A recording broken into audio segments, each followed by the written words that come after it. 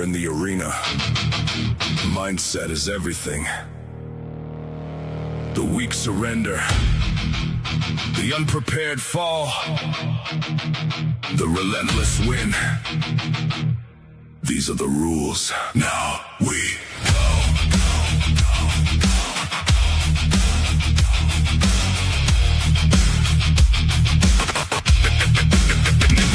Now we go.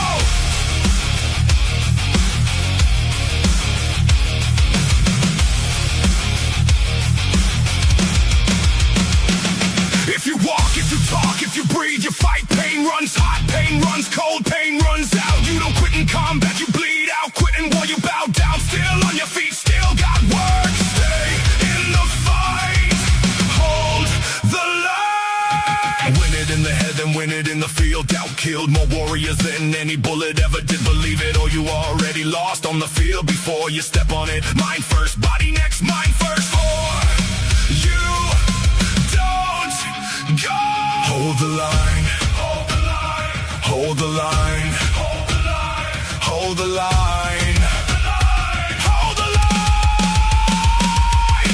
hold the line. Walk, talk, breathe, hold the line. Win it in your head, hold the line. This is not the end, hold the line. Fight is not over, hold the line, hold the line. Never fight fair, there's no such thing, they lie, they cheat, they twist the frame. You fight back with the truth as your blade. Learn the system, find the cracks, use them all the most prepared. Make the rules, adapt, overcome, dominate. Plans break, you don't outnumber, doesn't matter. Shift the angle, shift the ground, stay unseen, stay unpredictable. Make them chase you, make them lose. Hold the line, walk, talk, breathe, hold the line. Win it in your head, hold the line. This is not the end, hold the line. The fight is not over, hold the line.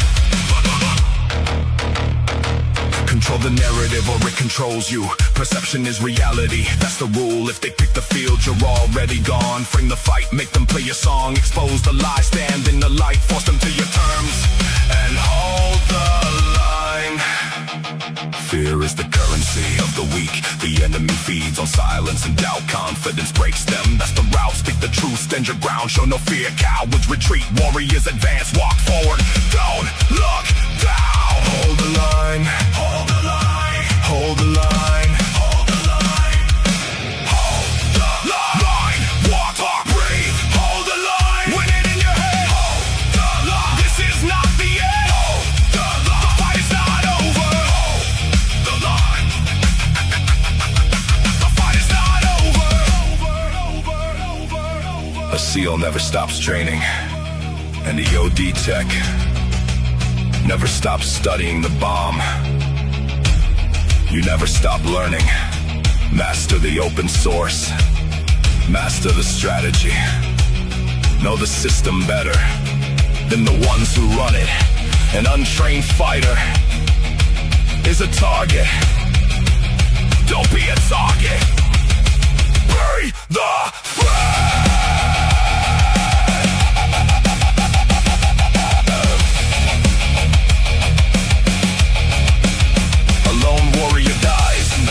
A unit changes the battle, build your network. Trust your team, one man makes an impact. A unit makes history, move as one, strike as one, hold as one.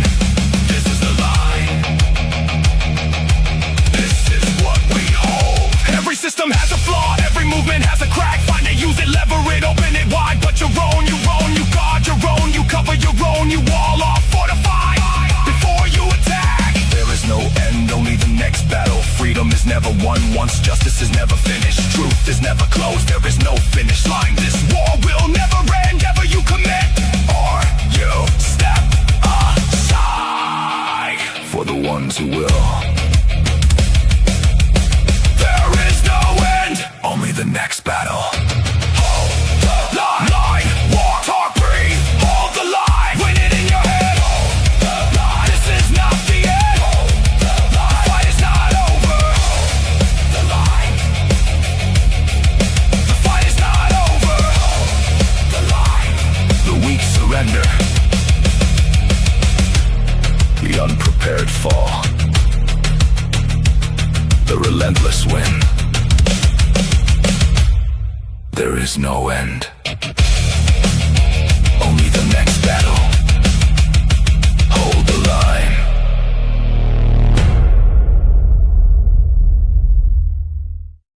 Reading the Map, a field guide to every entity type in the nonprofit ecosystem. What each one can do, what it can't, and why operators pair them. By the PMC Investigations Desk, Project Milk Carton, Module 2 of The Game You Were Never Taught. Why you need this article. Yesterday we told you where the rules came from. Today we give you the vocabulary. Every module after this one assumes you know the difference between a 501c3 and a 501c4. Every case study assumes you know what a donor-advised fund is and why it matters.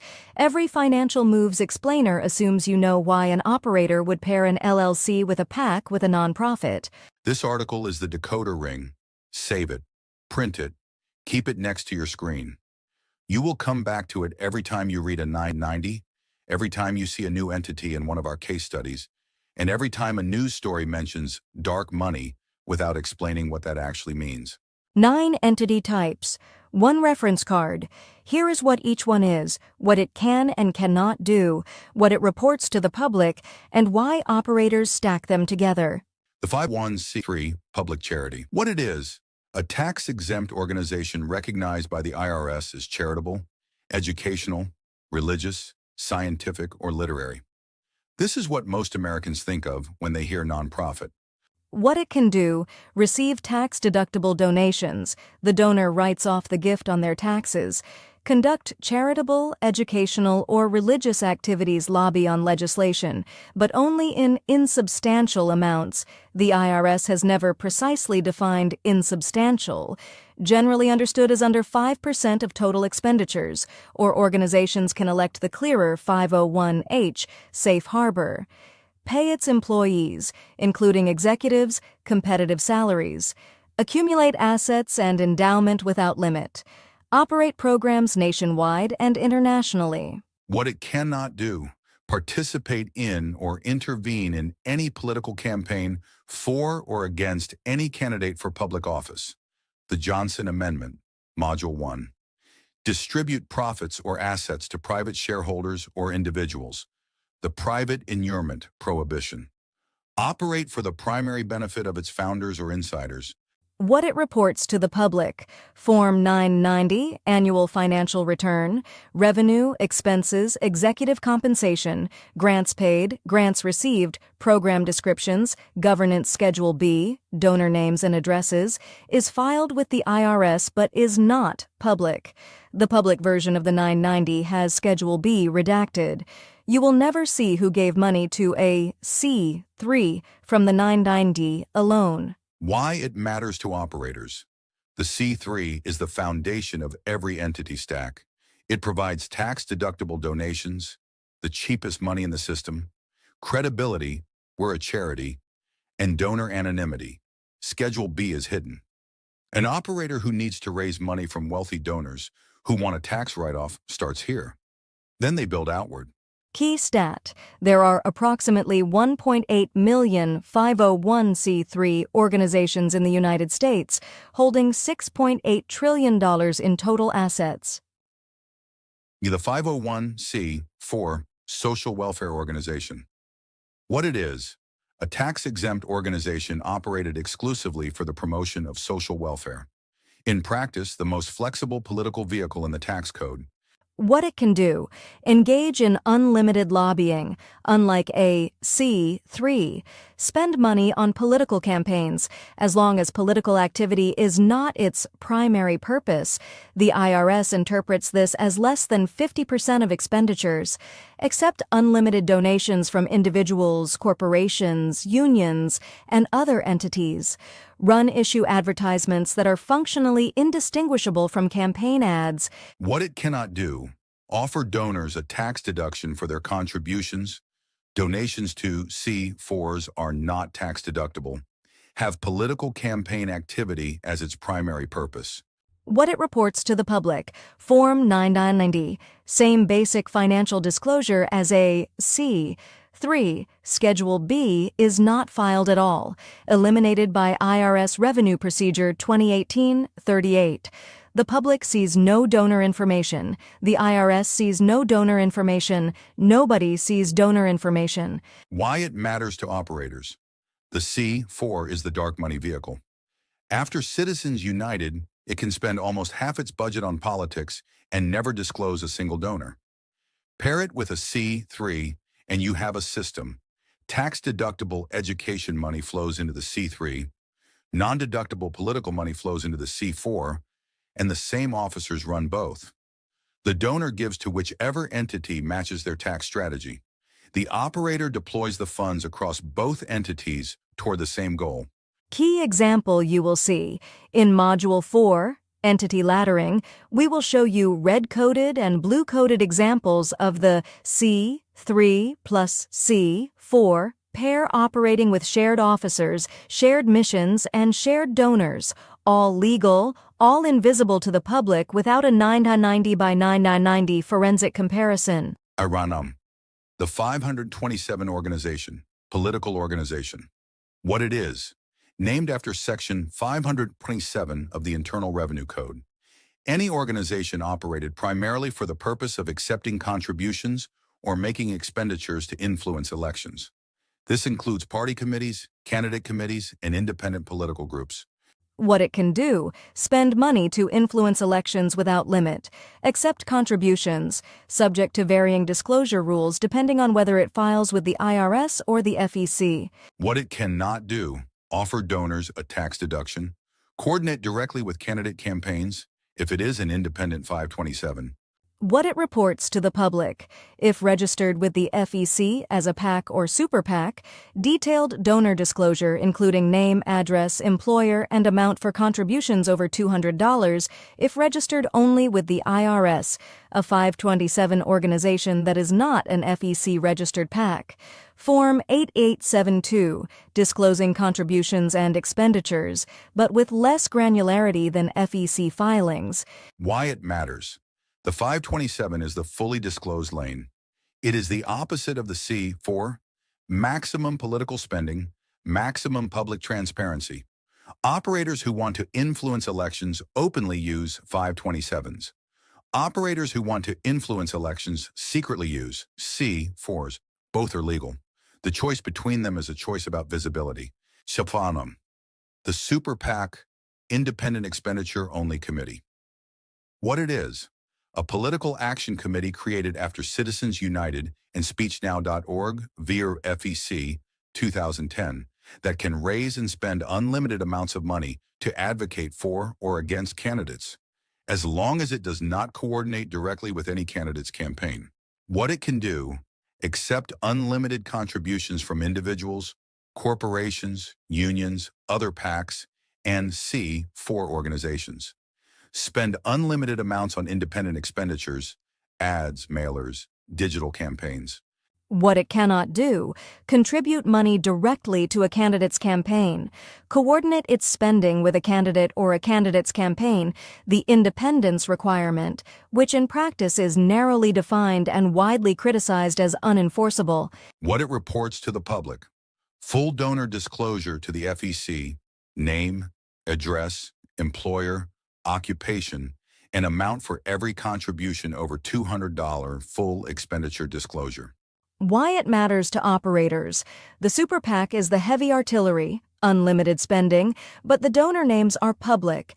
To preserve donor anonymity while funding a super PAC, operators route money through a C4 first. The super PAC reports the C4 as its donor. The C4 does not report its donors. The original funder is invisible. This is one of the central mechanics of the entity stack. Estuar, the Donor Advised Fund, DAF. What it is: not a separate organization.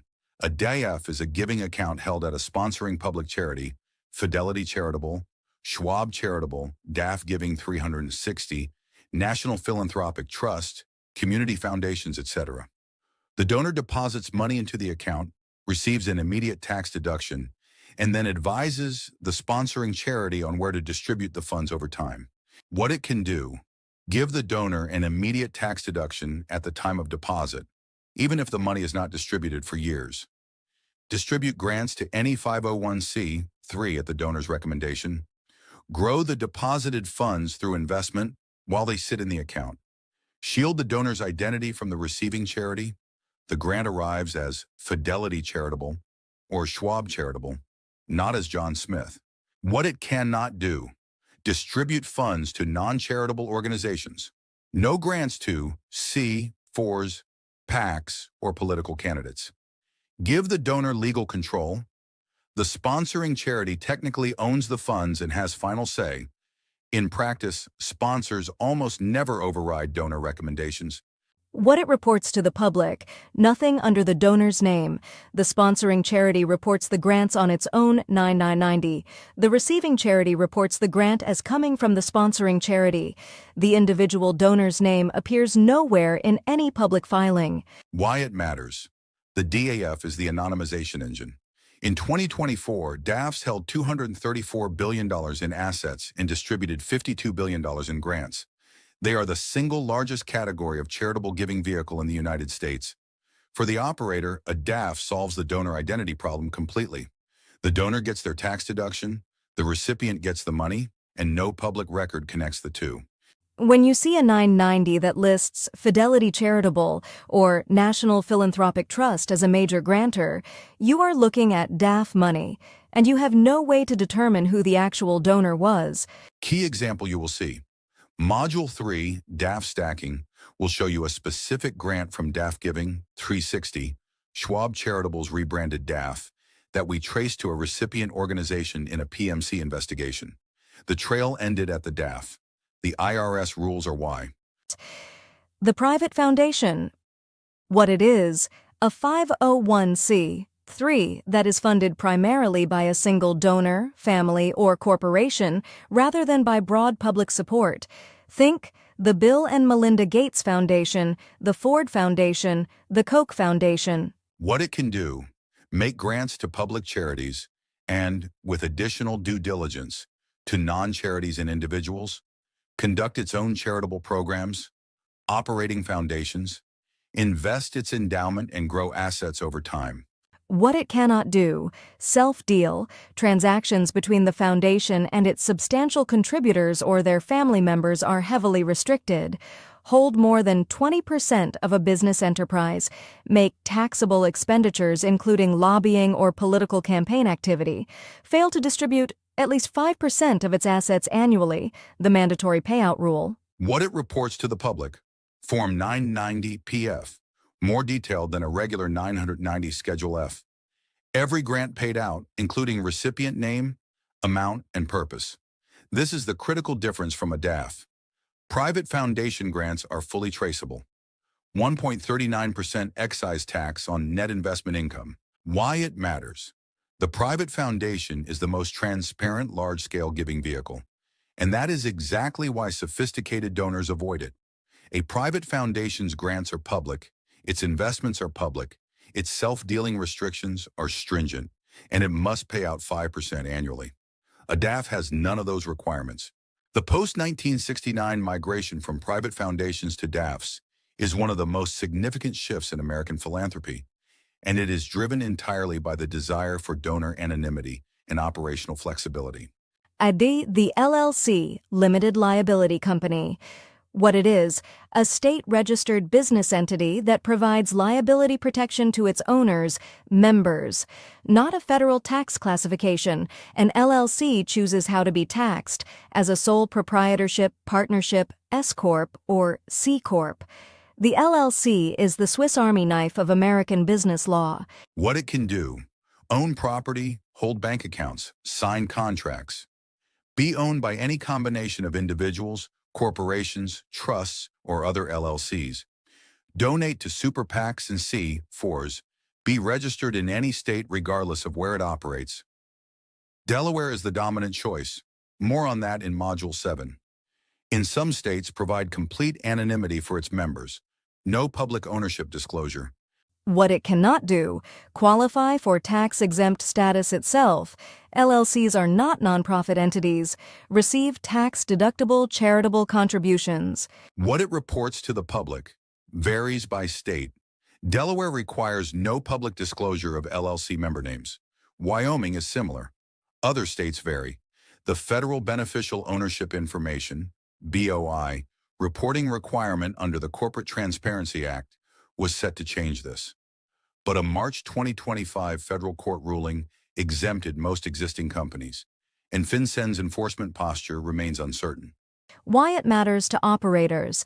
The LLC is the privacy layer. An operator who wants to donate to a super PAC without personal disclosure forms an LLC, funds the LLC, and has the LLC make the donation. The super PAC reports the LLC as its donor. If the LLC is registered in Delaware or Wyoming, the LLC's owners are not public. The donor is invisible behind a corporate shield. When you see an LLC donating to a political entity, the question is always, who owns the LLC? And the answer in many states is, you cannot find out from public filings. Key example you will see, Module 7, Delaware LLC Opacity, will walk you through a specific cluster of LLCs from a PMC investigation, Victory Wave LLC, Black Manatee LLC, Haverford Valley LLC, and show you what we could and could not determine about their ownership from public records alone. Carton, the trust what it is, a legal arrangement in which one party, the trustee, holds property or assets on behalf of another, the beneficiary. Trust can be charitable, operating as a C3 or private foundation, or non-charitable, private family trusts. In the political money context, trusts matter because they can be used to hold and transfer assets with limited public disclosure. What it can do: hold assets, cash, securities, real estate, business interests, on behalf of beneficiaries, make distributions according to the terms of the trust document. Charitable trusts can make grants like a private foundation. Non-charitable trusts can fund LLCs, PACs, or C4s. What it reports to the public. Charitable trusts, Form 990 PF or 990, similar to foundations. Non-charitable trusts, virtually nothing public. Trust documents are private. Trust assets are private. Trust distributions are private. Why it matters. Trusts sit at the top of many entity stacks as the ultimate source of funds. When you trace money backward through a C4 or an LLC and hit a trust, the trail typically ends. The trust's governing document, which specifies who the beneficiaries are and how distributions work, is not a public record. Punchuring to the 501c6 Trade Association, Business League. What it is, a tax-exempt organization operated for the purpose of promoting the common business interests of its members, chambers of commerce, industry trade groups, and professional associations.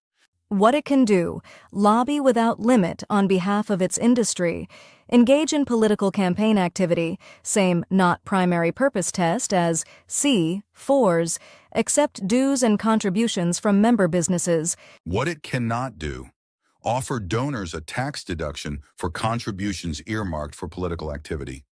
Have political activity as its primary purpose. What it reports to the public: Form 990, financial disclosures similar to C3s and C4s. Schedule B is not filed. Same 2018 IRS elimination as C4s. Why it matters. The CA6 is the corporate dark money vehicle, a company that wants to influence legislation or elections without its name appearing in any public filing, pays dues to a trade association. The trade association spends the money on lobbying or political ads. The company's name never appears. The most prominent example is the U.S.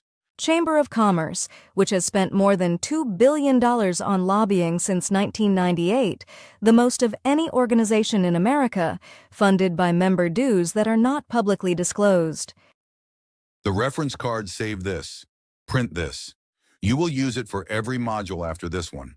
Entity, tax-deductible donations, can do politics, donor names public. Key use: Commando Norm 501c3, public charity. Yes, no, Johnson Amendment. No, Schedule B hidden. Tax-deductible money plus credibility. 501c4, social welfare. No, yes, up to 49%. No, Schedule B eliminated. Dark money political spending. 527 political org. No, yes, primary purpose. Partial, varies by filing. Disclose political spending. Super PAC, no. Yes, unlimited independent. Yes, FEC disclosure. Heavy artillery, unlimited disclosed. DAFs, yes, at deposit. No, grants 2, C, 3s only. No, donor invisible. Anonymization engine. Private foundation, yes, no, yes. Schedule F, grants public. Transparent large-scale giving. LLC, no, yes, via donations. Varies by state. Privacy layer. Ownership shield. Trust. Varies. No, private documents. Top of stack. Ultimate source. 501c 6 trade ASOC. I no, yes, not primary purpose. No, Schedule B eliminated. Corporate dark money vehicle. 3. Why operators pair them. No single entity does everything an operator needs. The C3 raises the cheapest money but cannot do politics. The C4 does politics but cannot offer tax deductions. The Super PAC does unlimited politics but discloses donors. The DAF anonymizes donors but can only grant 2 C3s. The LLC hides ownership but cannot receive tax-deductible gifts. So the operator builds a stack. The simplest stack, A, C, 3 for education, plus A, C, 4 for political spending, plus shared officers, plus shared donors, legal, ubiquitous, invisible unless you read the 990s side by side. The intermediate stack, a DAF, anonymizes the donor. Grants flow to the C3. The C3 does education. The affiliated C4 does politics. The donor's name never appears anywhere. The advanced stack, a trust funds an LLC. The LLC donates to a super PAC. The super PAC runs campaign ads. The C4 runs issue ads. The C3 runs voter education. Same mission, 5 entities, 5 filings, 1 operation, 0 public visibility of the original funder. Every combination is legal. Every combination is in use. Both sides of the aisle use them. Foreign-aligned operators use them. Domestic advocacy organizations use them. Mega donors use them. Small-dollar grifters use them.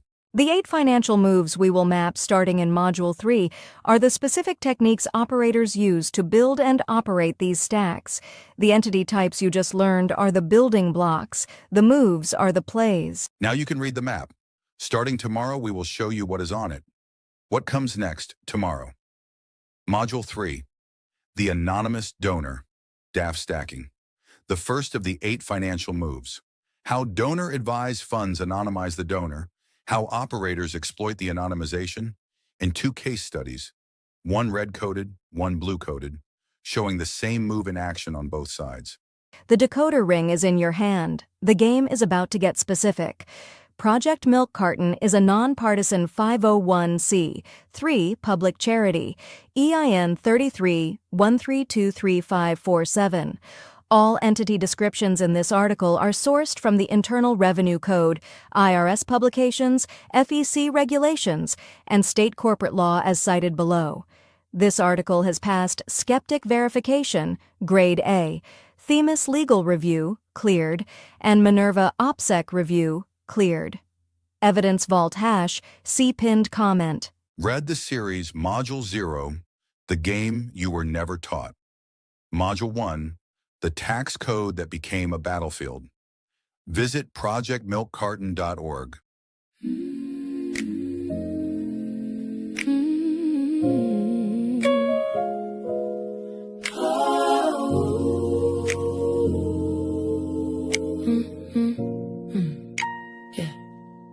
I gave my $50 to the shelter down the road. Wrote the check on Sunday morning like my mama always told. The woman at the desk said, thank you, said it helps so much. Said the families need the blankets, need the food, need every touch. But I pulled the 990 like they taught me how to read. And the grand alliance said Schwab charitable, not the name I need. 60,000 came in silent from a fund I'd never seen. Deaf giving 360, the biggest gift, and the donor's name was clean. Who sent it? Who sent 60,000 to a shelter with a history? 3 dissolutions on the record. but the money's still a mystery. Ghost receipt, ghost receipt. The name you gave is gone. Ghost receipt. The money still moves on. They took the tax break in December, gave the grant out who knows when, and the name that signed the check will never show up again. Ghost receipt. Now pull back from the shelter, pull back from the street. $234 billion, what the donors never meet. Fidelity distributes 11.8 in a year. Schwab sends 4.7, and the names just disappear. National Philanthropic Trust, 11 billion out the door. The top 3 DF sponsors move more than the biggest 25 foundations. Poor Gates and Ford and Walton, Bloomberg, all of them combined. 15 billion transparent, but the DFs move twice as much behind. A 47, 43 since the year 2000 came. Every dollar that shifted is a dollar without a name. Ghost receipt. The name you gave is gone. Ghost receipt. The money still moves on. They took the tax break in December, gave the grant out who knows when, and the name that signed the check will never show up again. Ghost receipt. $234 billion sitting in accounts with no legal obligation to ever come out. The donor gets the write-off the day the money drops. The charity gets nothing until the donor talks, and the donor never talks. On the right, a $60,000 grant nobody can trace to a shelter dissolved 3 times with the CEOs rise and pay. On the left, 1.5 billion through Arabella's fiscal door. Same DF sponsors, same Fidelity, same Schwab, same MPT, same score. Donors trust on the right, 4.4 million to the think tank overnight tides. Foundation on the left, same legal structure, same donor out of sight. Red and blue and red and blue, the colors change, the game stays true. Same 3 companies, same IRS rules, same receipt that passes through. The mechanism doesn't vote, it doesn't march, it doesn't pray, it just erases every name and lets the money find its way. Ghost receipt. The name you gave is gone. Ghost receipt. But now you know the song. You read the 990 in the morning, you take the grant of every time, and the name that used to vanish, now you're looking for the sign. No more ghost receipts. I still give my $50 to the shelter down the road, but now I read the receipt. Now I read the receipt.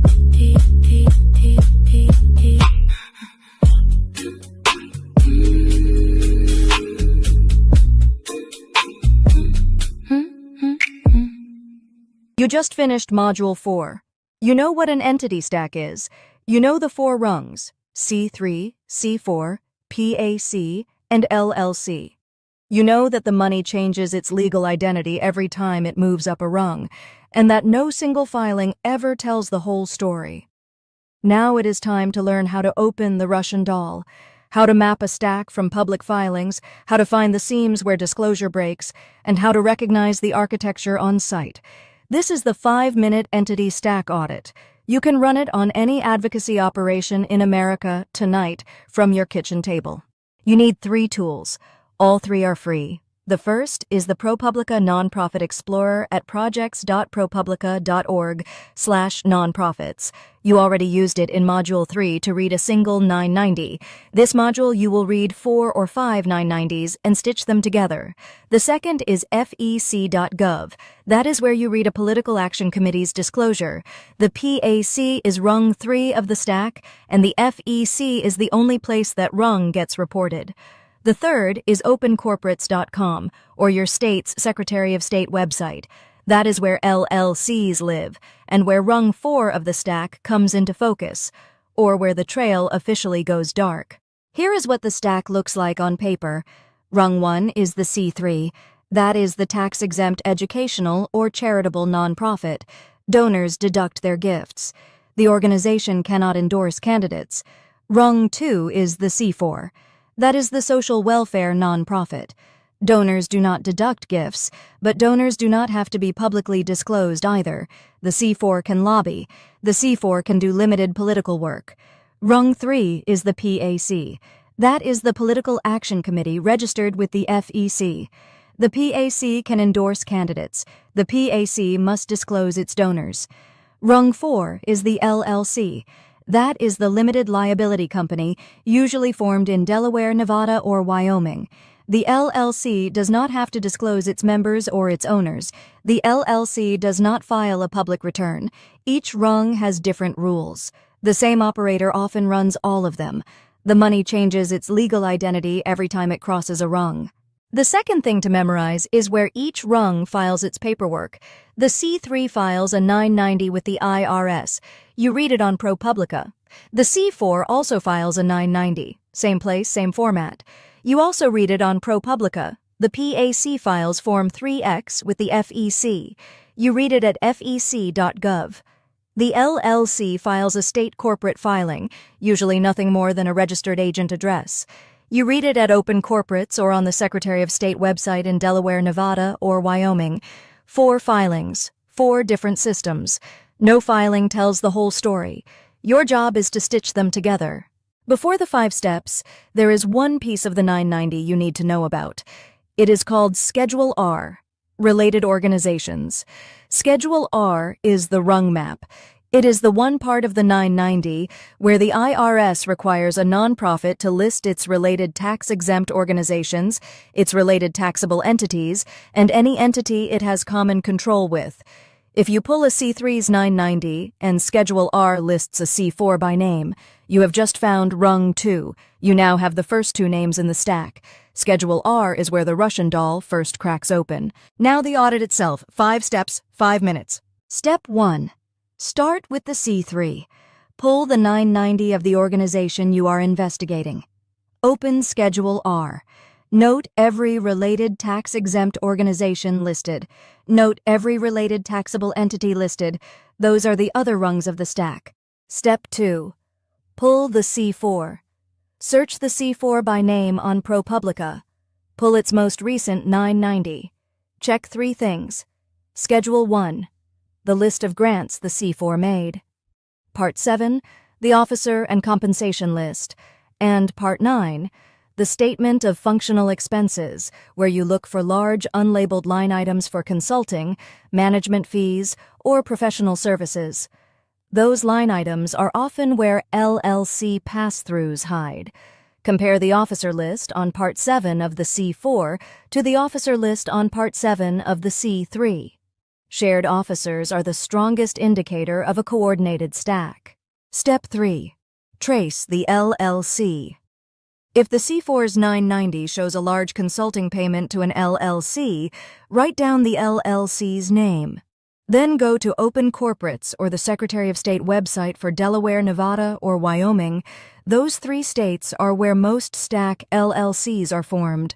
Most LLCs disclose only a registered agent, but the registered agent address often matches the C4's address or the address of a DC law firm that already appeared on the officer list. That match is the signal. That is the pattern that tells you the LLC and the C4 are the same operation. Step 4. Check the FEC. Go to fec.gov and search for a PAC whose name resembles any of the entities you have found. Pull the most recent Form 3X. Look at the top 5 donors to the PAC. Ask one question for each. Is this donor an individual human, another PAC, or a C4? If the donor is a human or another PAC, you can keep tracing. If the donor is a C4, that is the latter at work. The money came from upstream, from the C4's undisclosed donors, and you cannot trace it any further from public records. Step 5. Calculate the stack's opacity score. Count 5 signals. Each one is worth 1 point. 1. A related C4 on Schedule R of the C3. 2. Shared officers between the C3 and the C4. 3. A large unlabeled LLC consulting payment on the C4's 990. 4. An LLC registered in Delaware, Nevada, or Wyoming with no disclosed owners. 5. The C4 appears as a donor to a Super PAC on the FEC. A score of 0 or 1, routine stack. Compliance structure with visible accountability. A score of 2 or 3, intentional stack. Worth understanding, not necessarily worth flagging. A score of 4 or 5, opaque stack. Every disclosure seam is being used to break the paper trail. That is the architecture this series is teaching you to see. 5 signals to remember. None of these are proof. Each one is a question worth asking. 1. 3 or more legally separate entities sharing the same registered address. That is a shared back office. Check the shared officer lists across every entity at that address. 2. A C4 with no grants paid but a very large consulting line item. That usually means an LLC pass-through is consuming most of the budget. Identify the LLC. Pull its state filing. 3. A Super PAC whose top donor is a C4. The real donor is upstream and undisclosed. Map the C4's related organizations on Schedule R to find its C3 partner. 4. Pop up C4 names that match the slogan of a current campaign. That is usually a single operator running issue-specific fronts. Cross-reference the pop-up's officer list against a flagship C4. 5. An LLC, whose registered agent is a Washington, D.C. law firm or a large Delaware corporate services firm. The trail ends at the law firm. Search the firm's registered agent record. The firm may be representing dozens of similar LLCs in the same network. Now your assignment, pick one. Option A, the stack walk. Take the C3 you audited in Module 3. Pull its 990 and open Schedule R. If Schedule R lists a related C4, run the full 5-step audit on the pair, calculate the opacity score, report what you find. Option B, the FEC upstream. Go to fec.gov and search for any current Super PAC whose name you recognize. Pull Form 3X. Look at the top 5 donors. Count how many are C4s versus humans. Every C4 on that list is a dark money rung. The original donor is upstream and invisible to the public record. Option C, the shared address. Go to opencorporates.com. Search for a Washington, D.C. office address that you suspect houses multiple nonprofits. How many legally separate entities share that address? How many share officers? You are looking at the shape of the stack from the outside in. Run the audit. Post what you find in the comments. Tag us. Every citizen who maps a stack makes the architecture one step more visible. Shadow Patriots. Project Milk Carton. Reach one. Teach one.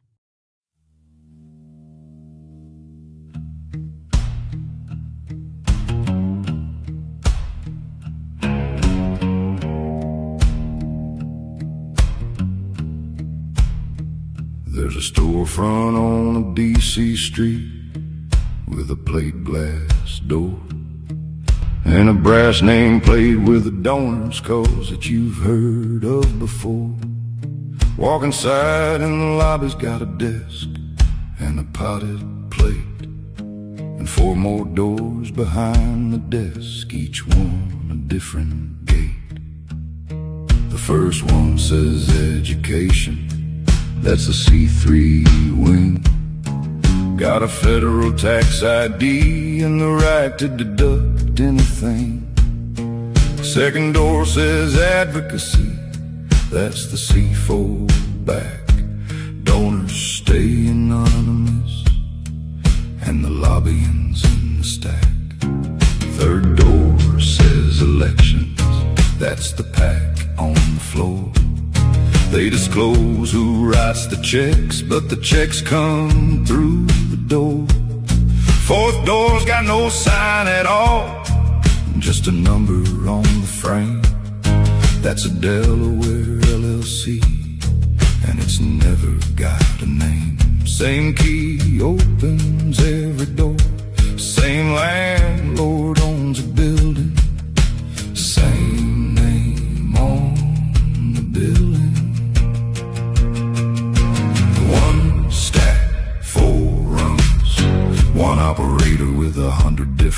Russian doll on the table, brother. Open everyone. There's another shell inside it. Every time you think you're done, they pass the dollar hand to hand and change its legal kind, deductible and undisclosed. Then dark and unassigned, Russian doll. You open the shell, Russian doll, and who can tell who's inside? Donor writes a 6-figure check to the C3 at the front. Gets his deduction and takes a seat. The charity does the stunt. Charity pays the C4 next for research services rendered. That transfers on the 9990, but the purpose is unclear and tender. C4 pays the LLC then for consulting on a plan. LLC pays the vendors and the trailing's like a man who walked into the desert and the window raised his tracks. At the top of packets funded by the C4, not the facts. FEC says disclosure, donors the pack. Obliges fine, top line on the disclosure is the C4 on the line. The human who started the money is gone from every sheet you got. 4 filings on the table and they never meet. One stack, 4 rungs, every rung a different disclosure with a different set of lungs. Russian doll on the table, brother, open everyone. There's another shell inside it. Every time you think you're done, they pass the dollar hand to hand and change its legal kind, deductible and undisclosed. Then dark and unassigned, Russian doll. You open the shell, Russian doll, and who can tell who's inside? On the right there's a judicial shop where the C4 ran the board. $1.6 billion over 3 years in store. Into ads and nominations, into ballot box debates. Nobody public ever knew paper what it creates. On the left there's a consulting firm in a DC office suite. 40 pop-up C4 sharing addresses down the street. $3.5 billion moved through the dark money rung. Every pop-up got a name that matched a slogan on the tongue. Same ladder, different paint, same opacity at the transitions. The same architectural restraint. The rules don't pick a side, the rules just let you climb. If you can hire the firm and pay for filing time.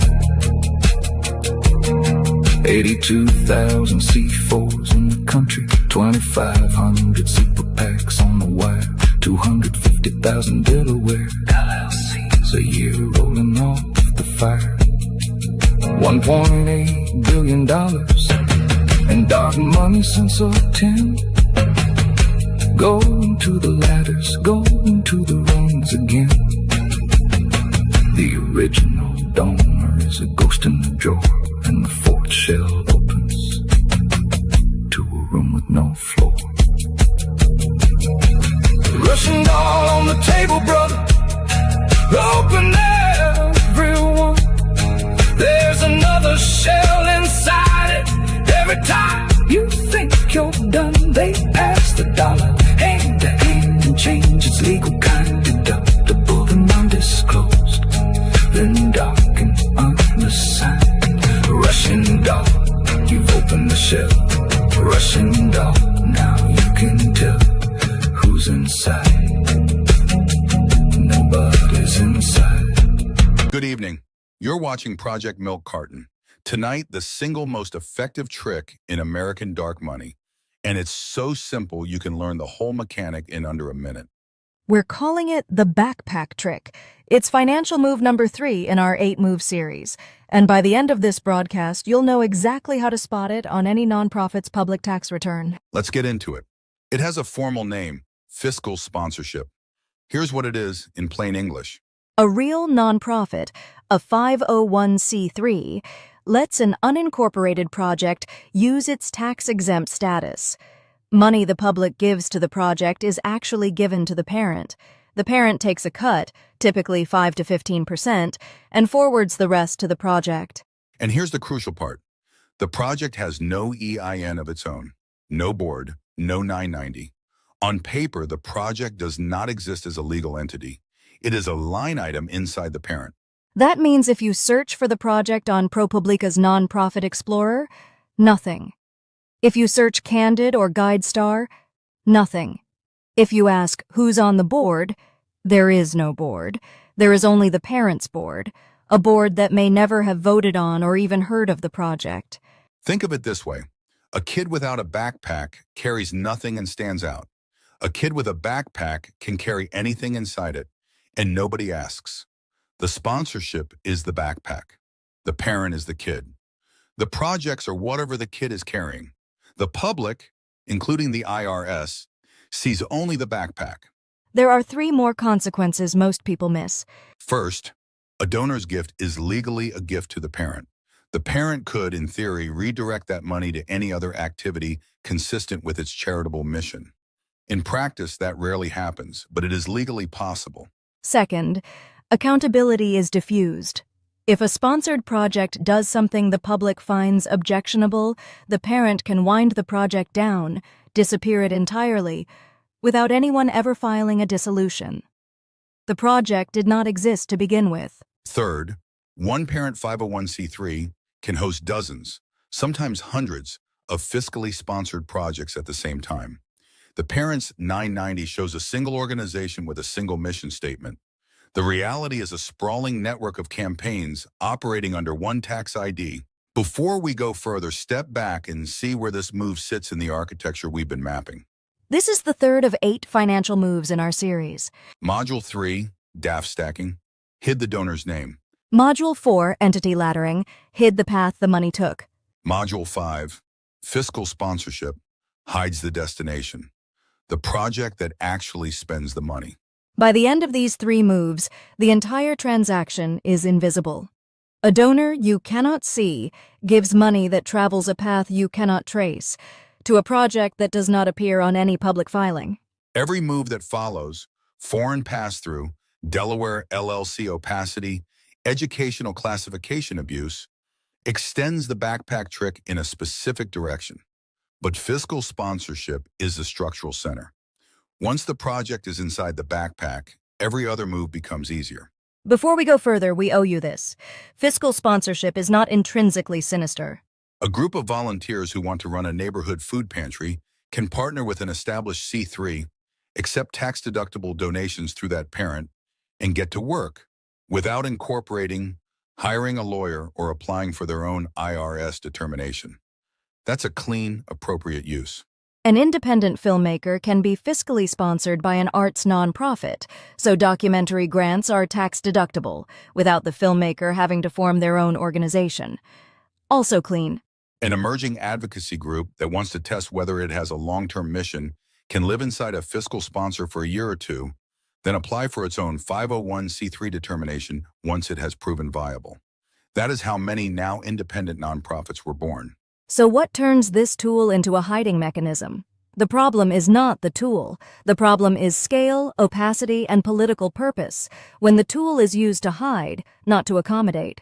The signals of abuse are specific, 6 of them. 1. The sponsored project is primarily political. 2. The project is bundled with dozens of others under a single parent EIN. 3. The parents' administrative fees substantially exceed the industry norm of 5 to 15%. 4.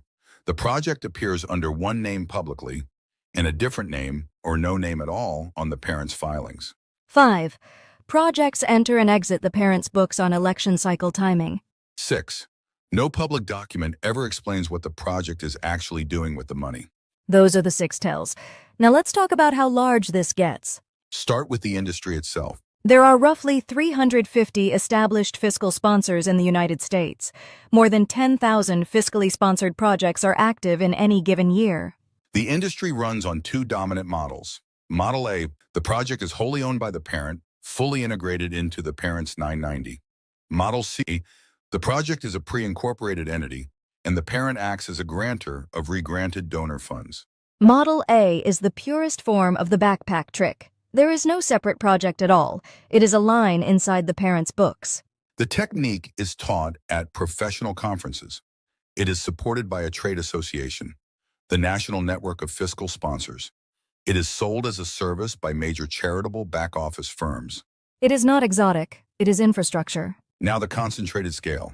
One single, progressive-aligned network, a family of 7 flagship nonprofits managed until recently by a for-profit Washington consulting firm, has housed more than 400 fiscally sponsored projects over the last decade. The network's annual throughput, over $1.5 billion. Single-year revenue at one flagship in 2024, $311 million. That consulting firm that runs the back office, roughly $230 million in management fees across a 17-year span. That span was the subject of a District of Columbia Attorney General inquiry into whether the for-profit firm had inappropriately self-dealt with the nonprofits whose books it managed. The single clearest line in our forensic file reads, quote, "New venture fund uses fiscal sponsorship, no separate 990 for sponsored projects," end quote. That sentence captures the entire mechanic. Our case study A, coded red because in practice its advocacy has been aligned with conservative political causes. Inside a conservative advocacy 501c3, an affiliated super PAC, and, in late 2025, the appointment of a new senior fellow. The senior fellow is a high-profile political communicator with her own national platform and her own large social media following. On paper, she is a senior fellow. In practice, her appearances, her platforms, and her public messaging become part of the nonprofit's program activity. The nonprofit's 990 discloses aggregate program expense and aggregate compensation for top officers, but it does not itemize the work product of individual fellows. The Super PAC's FEC filings don't mention her at all. And one more number. The Super PAC's FEC filings disclose its donors. One of those donors, across recent election cycles, is a well-known political mega-donor whose single-vehicle PAC has contributed more than $10 million into the stack. The donor is traceable. The officers are traceable. The senior fellow's name is public, but the arrangement that connects them, the money flowing from the donor to the Super PAC, to the Super PAC's affiliated C3, to the fellow's platform work, is diffused across 3 different regulatory regimes. No single filing tells the whole story. This is the fellowship wrapper. A C3 uses its EIN to house a person or a project that, on its own, would have to disclose much more. The mechanic is adjacent to fiscal sponsorship, and it's quieter because nobody calls it fiscal sponsorship. The C3 is real. The underlying project, the messaging campaign, the opposition research, the platform building, is not a separate entity. It is a line inside the parent's books, invisible at the project level. Our case study B, coded blue, because in practice its sponsored projects have been aligned with progressive causes. The mechanic here is textbook fiscal sponsorship at industrial scale. 7 flagship 501c3 and C4 nonprofits, managed until recently by a single for-profit Washington consulting firm. The flagships: New Venture Fund, 1630 Fund, Hopewell Fund, Windward Fund, North Fund, Telescope Fund, Impetus Fund. More than 400 projects hosted across this network over the last decade. Those projects have names. Some of them are nationally familiar. Issue advocacy coalitions, media campaigns, voter engagement operations, and pop-up 501c4 brands built for a single election cycle. And those projects take real public positions on federal judicial confirmations, on state-level abortion policy, on Supreme Court reform, on campaign finance reform, on federal climate policy. The campaigns do real work. The work is legal. But the projects themselves do not exist as independent legal entities. They exist as program line items inside the parent C3s and C4s. One flagship C4 did $311 million in single-year revenue. Another flagship has moved more than $1 billion cumulatively through its fiscally sponsored projects. Across the entire network, over more than a decade, approximately $1.5 billion a year. Here is what you need to understand. None of this is a scandal in the classical sense. Most of it is disclosed. The parents' 990s disclose aggregate program service revenue. They disclose aggregate officer compensation. Schedule 1 lists grants to unrelated organizations. But the parents' 990s do not have to disclose the names of their fiscally sponsored projects unless they choose to. And in most years, most of the projects are not individually named on the public return. A citizen searching by project name finds nothing. A citizen searching by campaign name finds nothing. A citizen searching by 501c database finds nothing. The projects do not exist on paper. Coded blue, coded red. Same mechanism. The scale is different. The architecture is identical. How is all of this legal? 3 bodies of law combine. The Internal Revenue Code permits a 501c3 to accept donations and re-grant them to a sponsored project as long as the project's activities are consistent with the parent's charitable mission. The code does not require the parent to enumerate every sponsored project on its 990 by name. Here is the precise legal reason Schedule 1 does not catch them. Schedule 1 requires disclosure of grants in assistance to other organizations, entities that themselves file returns. Fiscally sponsored projects are not organizations. They are internal activities of the parent. Nothing on the public 990 compels the parent to list them individually. Federal election law treats a fiscally sponsored C4 project the same way it treats any other C4 project. If the project makes political expenditures, those expenditures have to be reported by the parent C4. But the project's donors, the project's activities, the project's internal budget, not separately reported. To the FEC, the parent is the entity. The project is a black box inside the parent. And state corporate law? Mostly silent, most fiscally sponsored projects never incorporate. There is no state filing defined. A handful of fiscal sponsors require their sponsored projects to register as unincorporated associations or to file a doing business as, a DBA name. Most do not. The architecture was designed decades ago to let small community groups use established nonprofits' tax status. It was not designed to house $311 million a year political operations. But the architecture does not distinguish. A food pantry and a national advocacy campaign look the same to the IRS if they are both fiscally sponsored projects of the same parent. Reformers have proposed a federal requirement. Any 501c organization with more than a minimal level of fiscally sponsored political activity would have to identify those projects individually on its 990. As of this broadcast, no such requirement has become law. This is where Project Milk Carton hands the mic to you. Yeah. Module 5, sit down and listen. Move 3 or 8, the one that makes a thing go missing. They call it fiscal sponsorship, I call it the backpack. Project borrows a 9, paper trail gets jacked. Real parent, real board, real 9990. Real letter lends a status to a project that ain't even a debtor. No board, no I ain't no 990 of its own. Just to name a website, a mailbox on loan. Parent takes a cut, 5 to 15 off the top. Project runs campaigns and the public trail gets shopped. Search for public and nothing. Search the IRS, nothing. Project exists as a line inside the parent stuff. Real parent, fake child, real I, fake file, real donation, no trail, real campaign, no mail. Backpack, project in the zipper, nobody know what it's wrapping. Backpack, parent in the front and the project in the backpack. Backpack. Search the IRS, you won't find a tab. Backpack.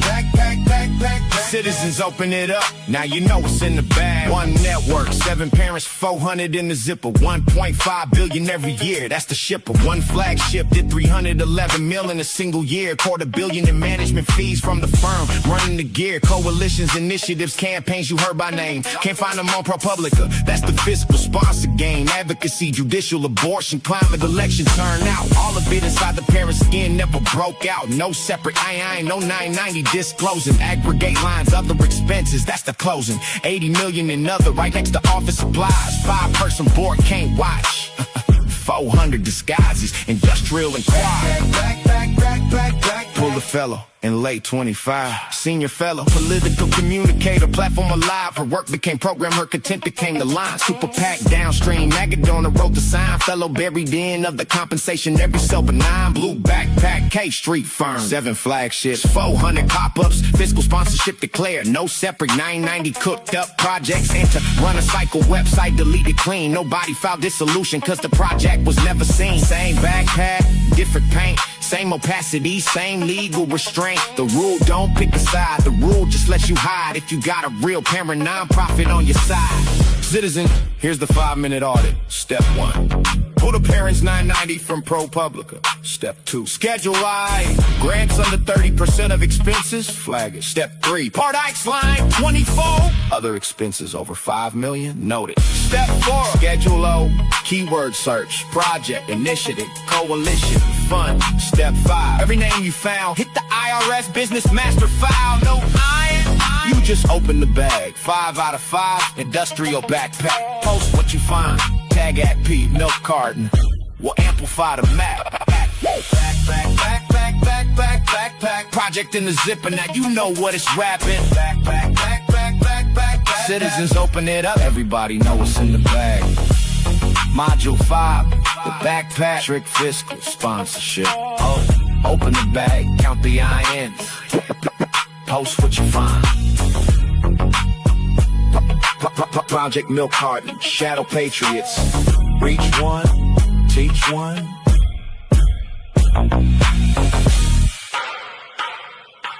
Good evening. You're watching Project Milk Carton.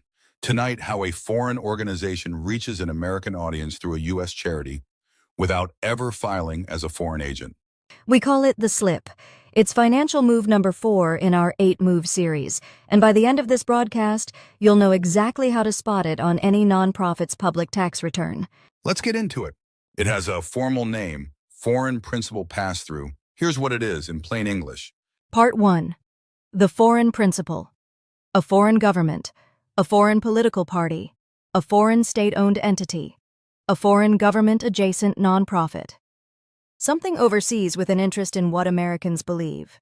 Part 2, the U.S. 501c3 middleman, an American-registered nonprofit, tax-exempt, with an EIN, a board, a 990. On paper, purely domestic. Educational. Charitable. Public interest research.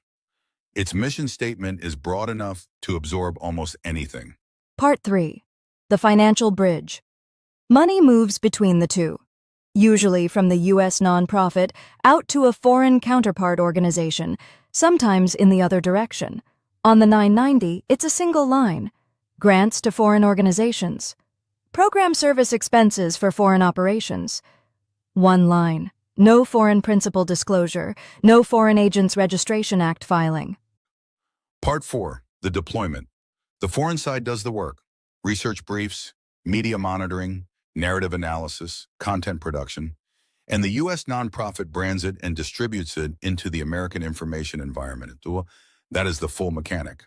4 parts. Now the consequences, 5 of them. First, an American audience reading, watching, or listening to the output sees an American nonprofit's brand. The foreign origin is invisible to the reader. Second, an American donor writing a check to the U.S. nonprofit is donating to an American 501c3. The donation is tax-deductible. The donor has no disclosure obligation. The fact that the majority of the nonprofit's spending supports a foreign entity is buried in the aggregate expense lines of the 990. Third, the foreign principal avoids FARA registration. The Foreign Agents Registration Act requires registration by any person acting as an agent of a foreign principal who engages in political activities, public relations, or fundraising in the United States. But the Department of Justice's FARA unit is under-resourced. Its enforcement is narrow. Its backlog is real. A U.S. nonprofit that says it is not acting on behalf of a foreign principal, even when more than half of its budget flows to that foreign principal, can operate unregistered for years. Fourth, the U.S. nonprofit avoids FECA scrutiny. The Federal Election Campaign Act bars foreign nationals from making contributions or expenditures in any federal, state, or local U.S. election. But a 501c3 is already barred from most electoral activity by its own tax status, which technically keeps foreign-funded C3s out of FECA reach, even when the C3's non-electoral content shapes how Americans vote. Fifth, and this is the one that matters, no single regulator holds the full picture. The IRS sees the money, the DOJ sees the agency relationship, the FEC sees the electoral impact. The state attorney general sees the charitable registration. 4 regulators, each sees one corner, none sees the whole thing. That is the slip. A foreign principal reaches an American audience through a U.S. charity that is legally not a foreign agent, financially not a foreign donor, and politically not a foreign election interfering entity, even when, functionally, it is acting for all 3. Before we go further, step back and see where this move sits in the architecture we've been mapping. This is the 4th of 8 financial moves in our series. Module 3, DAF stacking, hid the donor's name. Module 4, entity laddering, hid the legal path of the money. Module 5, fiscal sponsorship, hid the destination of the money. Module 6, foreign principal pass-through, hides the origin of the direction. A U.S. audience cannot see that a foreign entity is steering the content. The financial flow documents the relationship. The disclosure regime does not capture it. Each move solves a different visibility problem. Together, they make the transaction invisible, then untraceable, then unattributable, then unreachable. By the end of move 4, a foreign government can reach an American audience, millions of Americans, through a pipeline that uses a charity the public trusts as a credibility laundry. Before we go further, we owe you this. Foreign operational U.S. charities exist for entirely legitimate reasons. A U.S.-based international development nonprofit that builds clean water systems in East Africa files Schedule F because it has foreign operations. That is what Schedule F is for. That is clean. A U.S. disaster relief charity that ships supplies to Turkey after an earthquake files Schedule F. A U.S. academic exchange program that hosts foreign students files the corresponding disclosures, also clean. The technique becomes a problem only when the direction is foreign. When the U.S. nonprofit is not running an American charitable mission that happens to have foreign operations, but is instead receiving foreign editorial direction, foreign-produced content, foreign operational objectives, and deploying them under an American brand. That is the slip. The distinguishing signals are specific, 6 of them. 1. Majority foreign expense share. A U.S. 501c3 routing more than half of its annual expenses to a single foreign entity is running its program through the foreign counterpart, not the other way around. 2. Governance overlap. Officers or board members with concurrent or recent service in a foreign government-funded program, or a foreign government-endorsed institution. 3. Content pipeline. The U.S. nonprofit's principal deliverables, research products, media analysis, narrative assessments, are produced by or primarily for the foreign entity, then branded for American release. 4. Asymmetric revenue. The U.S. nonprofit raises money in the United States, issues American tax receipts, and deploys the money abroad. 5. Anonymized inbound funding. A substantial share of revenue comes through donor-advised funds, private foundations, or anonymous donor vehicles, keeping both donor identities and donor alignments out of the public record. 6. No FARA filing. The U.S. nonprofit has not registered, has not sought an advisory opinion, and does not identify itself as acting for a foreign principal, even where the financial and personnel indicators are present. Any 2 or 3 of these should prompt a closer look. 4 or 5 is the profile of a pass-through running on autopilot. Now the scale. There are roughly 450 registered Foreign Agents Registration Act filers actively in the United States. Between 30 and 50 belated or prompted registrations are filed each year, people who were late. Industry analysts estimate there are over 1,000 unregistered entities currently operating under the Act's coverage. The gap between who is registered and who should be registered is at least 2 to 1. By some estimates, 3 to 1. Now look at the charitable side. There are more than 12,000 U.S. 501c3 organizations with foreign operational affiliates, Schedule F filers. Their aggregate outbound grants in the most recent full year exceeded $22 billion. Schedule F is an important transparency document, but Schedule F discloses grants to foreign organizations. It does not disclose when a foreign organization is the principal, the entity whose direction is driving the U.S. nonprofits program. Foreign Agents Registration Act enforcement has been episodic since the act was passed in 1938. The Department of Justice's FARA unit, the sole federal enforcer, remains under-resourced by the unit's own 2022 public communications, by Government Accountability Office reviews, and by independent academic analysis. The pass-through move exploits that enforcement gap. It is not exotic, it is infrastructure. Our case study A is coded neither red nor blue. HonestReporting.com, Inc., a 501c3 registered in New York in 2001, EIN 0616111859. Its stated mission: to combat what it characterizes as ideological bias in journalism and media coverage of Israel. Its publicly stated program includes operating an AI-powered media monitoring platform that, according to the organization's own public descriptions, analyzes 86 newspapers across 8 categories of narrative framing at industrial scale. Here is the structural fact. According to the organization's most recent publicly available IRS Form 990, the U.S. entity reports annual revenue of approximately $3.4 million. Approximately 57.5% of its annual expenses, roughly $1.4 million a year, flows to an Israeli Amuta, a non-profit association, headquartered in Jerusalem. The Amuta's registration number with the Israeli registrar is 580-458024. Roughly 17.8% of the U.S. organization's revenue comes in through donor-advised funds, which, as we covered in Module 3, hide the donor's name. A U.S. 501c3 that routes the majority of its operational budget to a single foreign nonprofit in a single foreign country. That structural fact by itself is the principal signal of foreign principal pass-through. The governance overlap. According to the U.S. and Israeli organizations' own publicly stated materials, the chairman of the Jerusalem Amuta is a former staff member of the Israeli Embassy in London. He operates the Israel Government Fellows Program, which is publicly described as endorsed by the Office of the Israeli Prime Minister.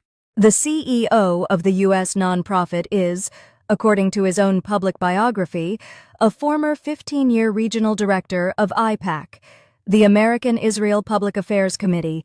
3 of 4 key organizational officers have documented histories connected to Israeli government-adjacent institutions. None of that is a violation by itself. Senior nonprofit officers often have public sector histories. What the overlap establishes is that the U.S. nonprofit's leadership is operationally close to Israeli government-adjacent institutions. The content pipeline. The organization's principal deliverable, its AI media monitoring platform, is operated, according to public materials, by the Jerusalem Amuta. The content is produced in Israel, branded in the United States, and distributed through American media channels as American branded analysis. Sierra Special Investigations assessed the organization against all 5 statutory elements of the Foreign Agents Registration Act. 4 of 5 elements were assessed as met on current publicly available evidence. The 5th, solicitation and disbursement on behalf of a foreign principal, was assessed as likely met, pending complete donor analysis. As of this broadcast, the organization is not registered under the Act. That assessment is a professional opinion, not a legal determination. A final determination is a matter for the Department of Justice FARA unit. Our case study B is coded red adjacent. Veterans for America First, VFAF, founded in 2015 as a veterans-aligned political organization. Its public entity stack includes a nonprofit, a political action committee, and 1 or more adjacent consulting LLCs. Hosting is U.S.-based, Oracle Cloud, Phoenix, Arizona. Mail infrastructure is U.S.-based, IBM Cloud, Washington, D.C. The infrastructure itself is American. The documented foreign nexus event. In March of 2019, a VFAF-branded Facebook page with more than 100,000 followers was documentedly hijacked by a North Macedonian businessman identified in public reporting as Pancha Arsov. This is documented. Washington Post, September 17, 2019. Congressional testimony. House Committee on Veterans Affairs, hijacking our heroes, November 13, 2019. Investigative reporting by OCCRP, by IRL.mk, and by BuzzFeed News. The Macedonian operators were, according to that reporting, part of the Veles-based pro-Trump fake news ecosystem that was separately documented around the 2016 U.S. election cycle. During the period of Macedonian control of the page shared anti-democrat content and solicited donations through PayPal linked to a North Macedonian website. The event is a confirmed, publicly documented foreign nexus compromise of a U.S. veterans-branded political operations distribution infrastructure. The structural observation. The VFAF ecosystem combines the same three-layer stack the previous modules have mapped. A 501c nonprofit, an affiliated PAC consulting LLC, donor-advised fund inbound revenue, entity-laddered legal identity, fiscally adjacent program activity, distribution through a social media audience that was, at one documented point, foreign compromised. The personnel network includes individuals with publicly documented Russian-language region backgrounds and real estate, legal services, and consulting activity across Florida, Georgia, and Virginia. What this case study establishes is not, on the current publicly available record, an adjudicated foreign principal pass-through in the statutory FARA sense. What it is, and what matters for this module, is a documented example of a veterans-branded U.S. political operation whose distribution infrastructure was foreign compromised, whose entity stack exhibits the same structural pattern as Case A, and whose personnel network has publicly documented foreign nexus signals. The DOJ, the IRS, the FEC, and state attorneys general are each partly positioned to adjudicate. None is positioned to adjudicate fully. Case A's foreign counterpart is Israeli. Case B's foreign compromise event involved North Macedonian operators. Two different foreign principles, two different directions, same structural pattern, different coded American audiences. The mechanic is nonpartisan. That is the point of this module. How is all of this legal? Four bodies of law combine. The Foreign Agents Registration Act, 22 U.S. Code Section 611 and following, enacted in 1938 to address foreign government propaganda in the United States in the run-up to World War II. The Act requires any agent of a foreign principal engaged in political activities, public relations, or political consulting in the United States to register and to fully disclose the agency relationship, the activities, and the money. In practice, enforcement has been episodic and narrowly scoped. The Department of Justice's FARA unit, the sole federal enforcer, remains under-resourced relative to the scale of potentially covered activity. The Federal Election Campaign Act, 52 U.S. Code Section 30101 and following. The Foreign National Contribution Prohibition is at 52 U.S. Code Section 30121. The Act bars foreign nationals from making contributions or expenditures in connection with any federal, state, or local U.S. election. But 501c3 organizations are barred by their own tax status from most electoral intervention. So the Federal Election Campaign Act reaches them only peripherally, even when their non-electoral activity shapes election cycle discourse. The Internal Revenue Code, 26 U.S. Code Section 501c3. Foreign Operations Disclosure is at IRS Form 990, Schedule F.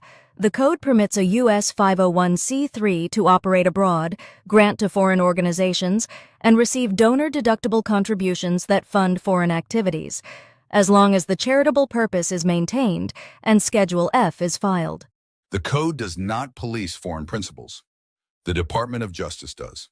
And state charitable registration. Each state's attorney general is empowered to oversee charitable solicitations and adjudicate fiduciary compliance by registered nonprofits. State AGs do not adjudicate FARA. State corporate law governs the LLCs and PACs in the pass-through stack. State corporate law generally does not require beneficial ownership disclosure of LLCs unless FinCEN's beneficial ownership information reporting applies, and we will cover that gap in Module 7. The architecture was never designed to be closed. It was designed to be partitioned, on the assumption that 4 regulators could each handle their corner. In practice, the foreign principal passed through lives in the seam between all 4. The IRS sees the money, the DOJ sees the agency, the FEC sees the elections, the state AG sees the registration. No one regulator sees the whole thing.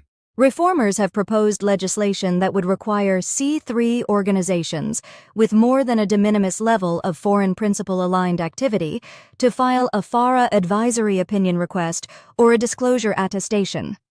As of this broadcast, no such requirement has become law. This is where Project Milk Carton hands the mic to you. Tonight's article comes with a citizen action card. It walks you through a 5-minute foreign principal audit you can run on any U.S. nonprofit.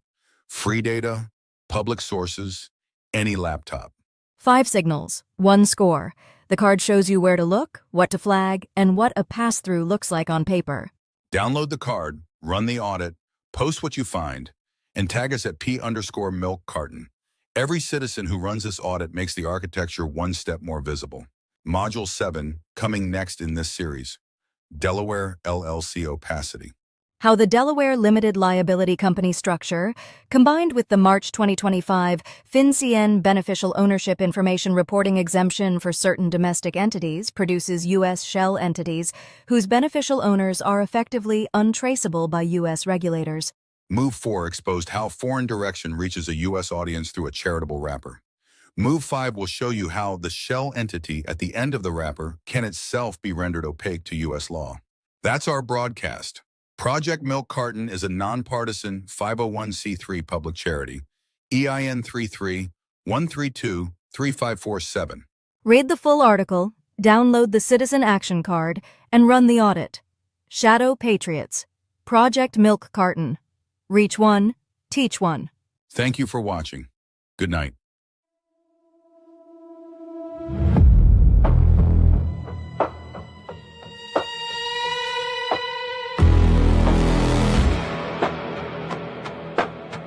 There's a move with 4 moving parts, a foreign hand, a domestic heart, a charity with a clean address, 1 quiet line nobody confessed.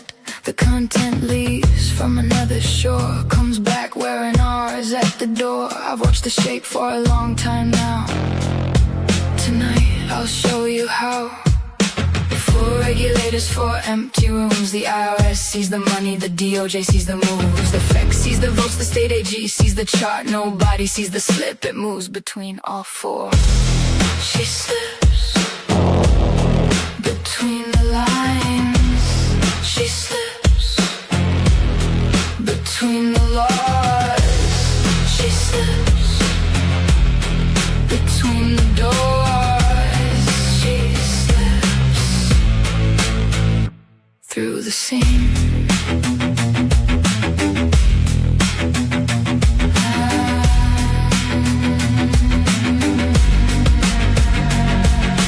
Count the ones who filed on time, count the ones who never will. The dollars leaving every year, the ledger's never still. 1 door in, 1 door out, most of it flows to a single coast. Module 3 hid who wrote the check. Module 6 hides the host. 4 regulators, 4 empty rooms. The IRS sees the money, the DOJ sees the moves. The FEC sees the votes, the state AG sees the chart. Nobody sees the slip, it moves between all 4. She slips between the lines. She slips between the laws. She slips between the doors. She slips through the seam. 2 files on her desk tonight. 1 tilts left, 1 tilts right. Same architecture, different coat. Same seam, same quiet boat. 1 flies a flag from across the sea. 1 was captured by a foreign key. she writes them down the same careful way the mechanic doesn't pick a team. Pull up a chair, pull up the file. Everything here is public, it's been a while. Walk the page like evidence, slow. The forms are waiting, already know. When 4 or 5 match the quiet shape, the slip has nowhere left to escape. Post what you see, tag the scene. The whole thing closes when you dream it clean. She slips between the lines. But citizen, she slips between the lines. But citizen, she slips. You read the file between the doors. But citizen, she slips. You walk the audit. She slips. She stops slipping when you see her. For regulators, one scene. Nobody watching the middle. Until you do. Project Milk Carton. Shadow Patriots. Now you see her. Now she stops.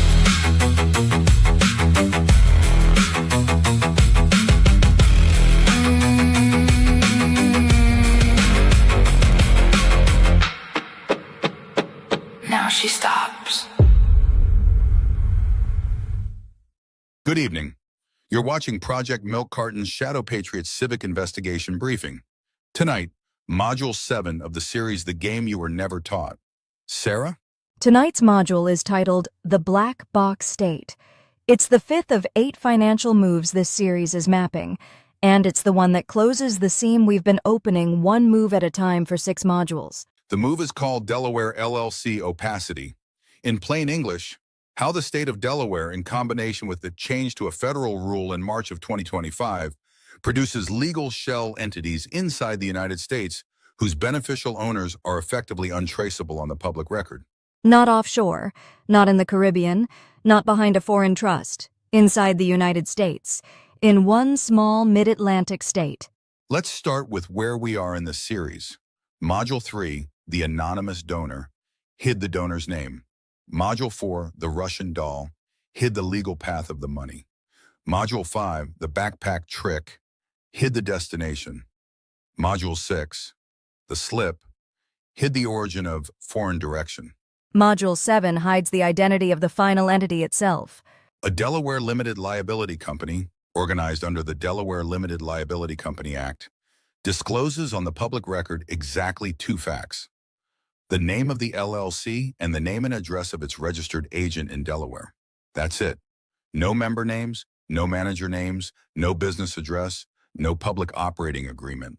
And on March 21st, 2025, the U.S. Treasury's Financial Crimes Enforcement Network issued an interim final rule that exempted domestic reporting companies from the Corporate Transparency Act's beneficial ownership reporting requirement.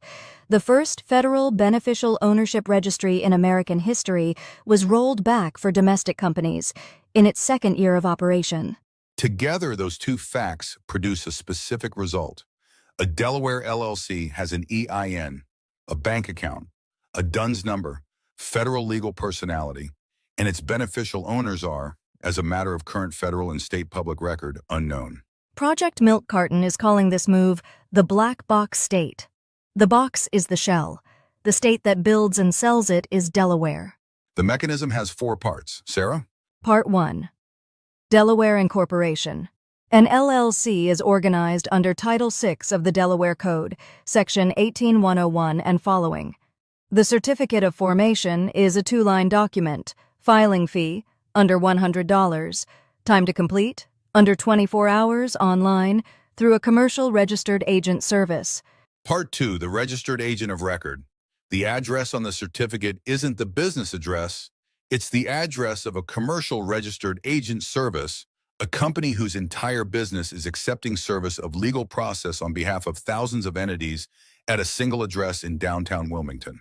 The best known of these agents serve tens of thousands of entities each. Their job is to receive service of process, not to know who owns the LLC. Part 3. The FinCEN Reporting Exemption. Before March 2025, a Delaware LLC owned by U.S. persons had to file a beneficial ownership information report with FinCEN. After the March 21st interim final rule, it does not. The exemption applies to domestic reporting companies and U.S. persons. Foreign reporting companies, entities formed outside the United States and registered here, are still covered. Domestic ones are not. Part 4. The downstream legal personality.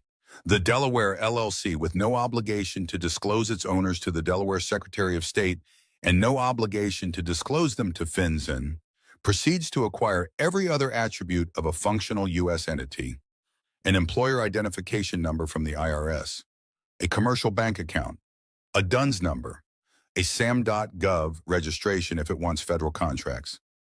Each counterparty sees a Delaware LLC in good standing. None of them, on the public record, can see who owns it. The four-part mechanic produces 5 specific consequences. Sarah? Consequence 1.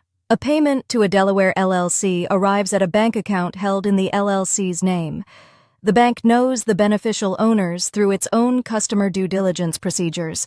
The bank does not publish that knowledge. No other counterparty sees it. Consequence 2.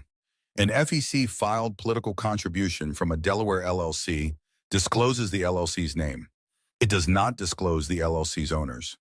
This was the pattern behind multiple high-profile LLC to Super PAC contributions in the 2010 through 2018 cycles. The Federal Election Commission reached formal conclusions on several of those arrangements. The underlying technique remained legal. Consequence 3. An IRS Form 990 filed by a nonprofit that grants to, contracts with, or receives money from a Delaware LLC reports the LLC's name and EIN. It does not report the LLC's owners. Schedule F for foreign grants doesn't apply. Schedule I for domestic grants doesn't require beneficial ownership disclosure of domestic LLC grantees.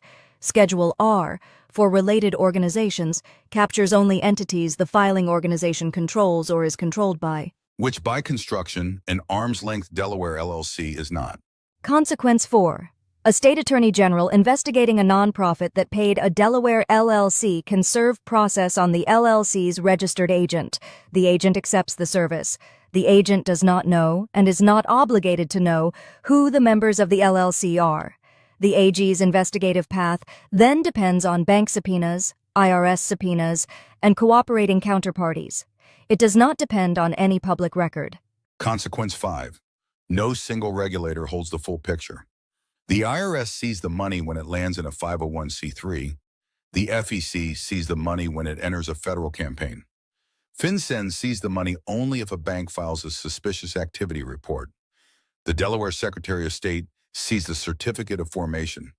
Each of those regulators sees a fragment. None of them sees the beneficial owner, because no public record requires that the beneficial owner be named anywhere. This is the black box state. Let's put the scale in context. Delaware has over 1.9 million active business entities registered in the state. That's more business entities than the state has human residents, by a factor of roughly 2. Approximately 2/3 of publicly traded U.S. corporations and approximately 2/3 of Fortune 500 corporations are incorporated in Delaware. Delaware's Division of Corporations generates over $2 billion in franchise tax and fee revenue in recent fiscal years. That is roughly 1/3 of the state of Delaware's general fund revenue.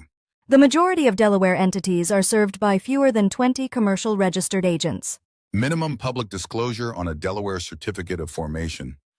LLC name and registered agent name and address. Beneficial ownership disclosure required? None.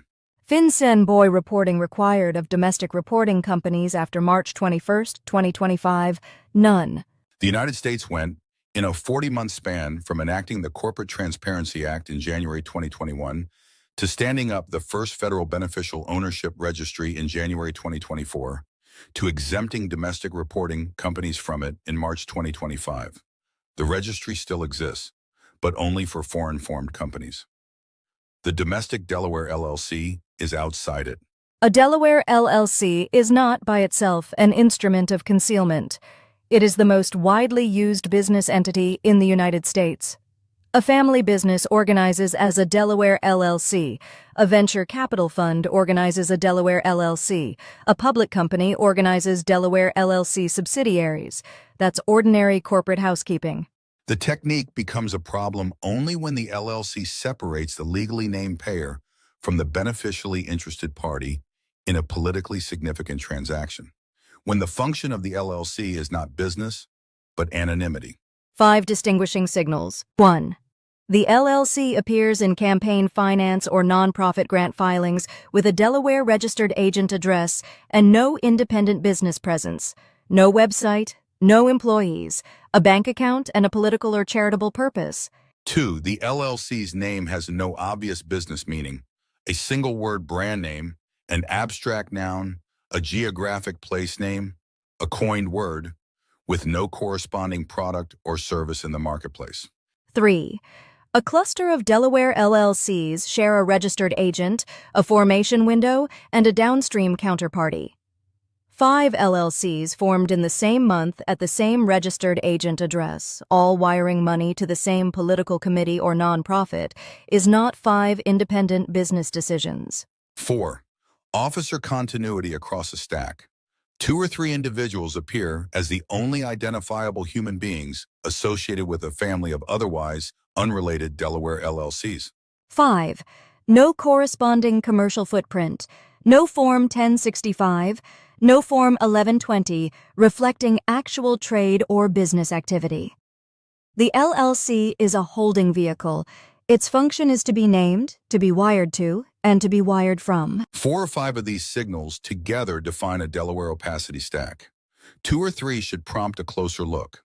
Case Study A is red-coded by affiliation.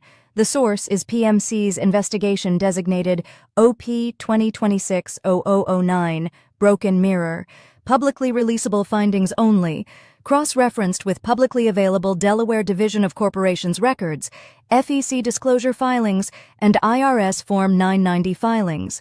A cluster of Delaware limited liability companies appears repeatedly as counterparty to, or affiliated party with, a conservative coded political content operation. The named Delaware entities in the documented cluster include Victory Wave LLC, Black Manatee LLC, Haverford Valley LLC, Resilient Patriot LLC, and Rock Bottom Publishing LLC. Each is a Delaware-formed LLC.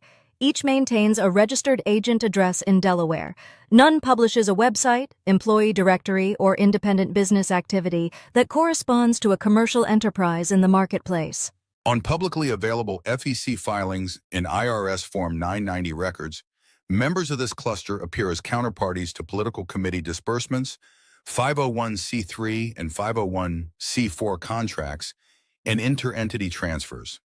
The amounts are not individually remarkable.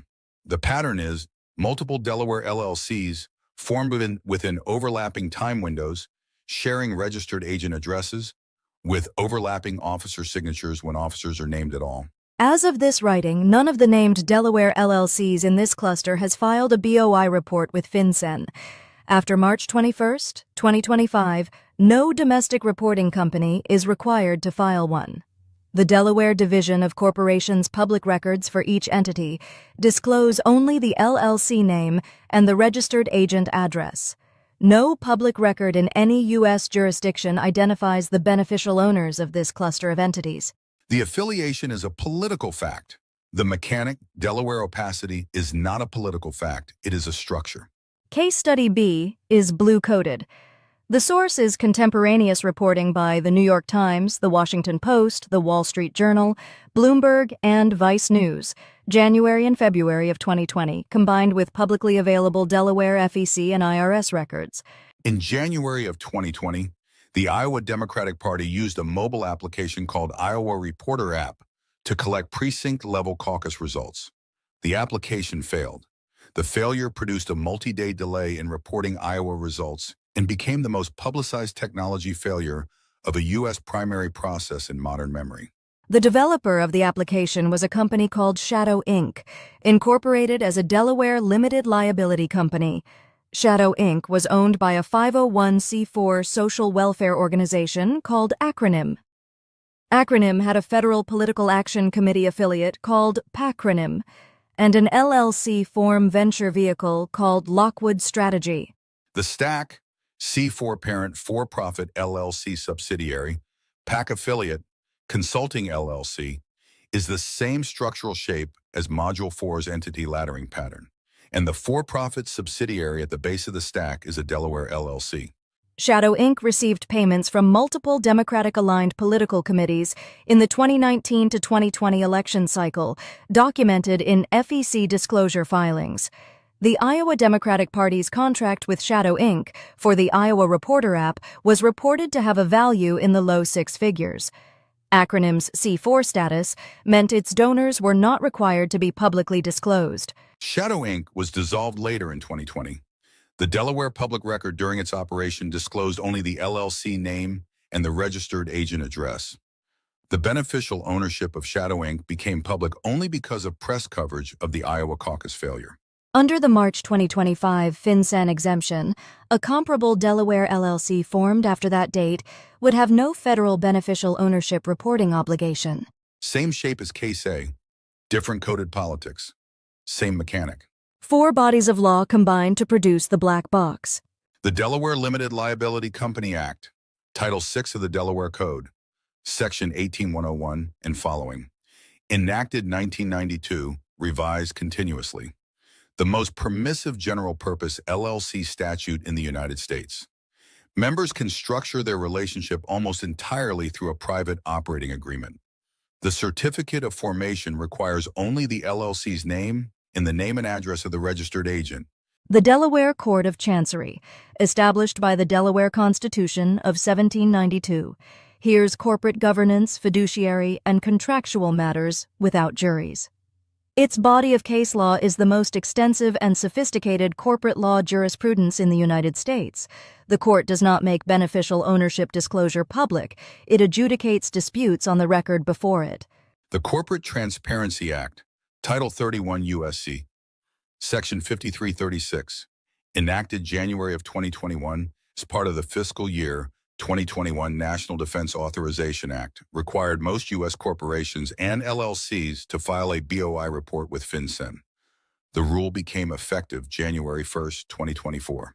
On March 21, 2025, FinCEN issued an interim final rule that exempted domestic reporting companies and U.S. persons from that requirement. Foreign reporting companies remain covered. Domestic ones do not. State Attorney General Authority. Each state's AG has authority to investigate nonprofits registered to solicit in the state and to investigate LLCs on a narrower set of statutory grounds: fraudulent conveyance, consumer protection, campaign finance violation, antitrust. State AGs do not have a public registry of beneficial ownership or for Delaware LLCs. Their investigations proceed by subpoena to the registered agent, to the LLC's bank, and to counterparties, not by reference to any public record of ownership. Reformers have proposed legislation to restore or extend the CTA domestic entity reporting requirement to require beneficial ownership disclosure on campaign finance filings, and to require domestic LLCs used as counterparties to 501c organizations to disclose their members to the IRS. As of this writing, none of those proposals has become law. Every module of this series ends with a citizen action. The Module 7 action card is called the 5-Minute Delaware Audit. Module 8 will cover educational classification abuse. How a 501c3 educational tax exemption is used to shelter what is functionally issue advocacy, narrative manufacturing, and political content production from both FEC oversight and the heightened disclosure requirements that apply to other nonprofit categories. Move 5 exposed how the shell entity at the base of any stack is rendered opaque. Move 6 will show you how the charitable category at the top of the stack, educational, is used to shield the activity the opacity stack was built to conceal. If you've been following this series, you already know the architecture we're mapping. Each module names one more move. Each citizen action card teaches one more step of the audit.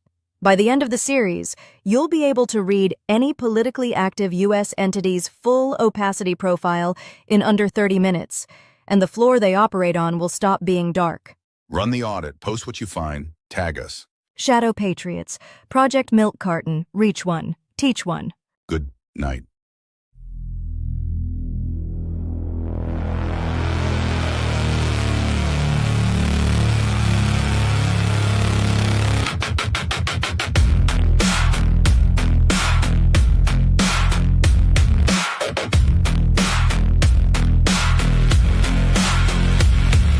Name on the form, address on the page, a registered agent at the bottom of the cage. No owner, no member, no human at all. Just a door in the hallway, a tag on the wall. The state takes the fee, the state signs the card, the state files it next to 1,000 just as hard. A building that holds them, a clerk at the desk. Rows upon rows of the legally faceless. The paperwork's clean, the paperwork's quiet, the paperwork's real, the paperwork's pile. Nothing inside, nothing inside, nothing inside the box. Nothing inside, nothing inside, nothing inside the box.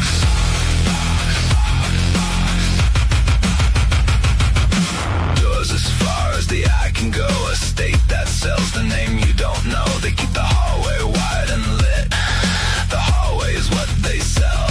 One rule came in, one rule walked back. The registry opened and fell. Every door on the floor now tells you no name, and the floor just grew a little more the same. The paperwork's clean, the paperwork's quiet, the paperwork's real, the paperwork's pile.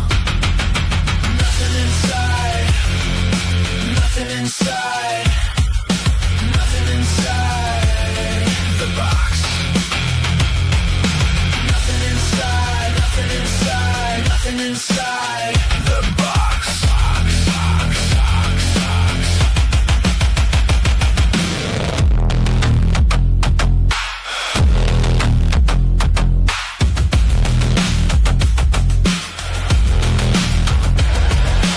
One stack tilts red, one stack tilts blue. Same registered agent, same number or two. Same clerk, same door, same downtown street. The politics change, but the hallway repeats. Different colors painted on the doors, same numbers printed on the floors. Different teams, identical shell, identical vaults, identical bell.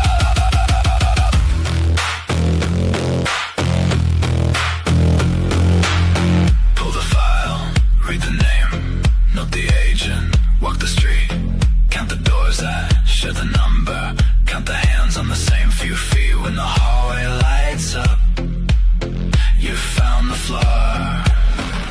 Post the floor, close the door.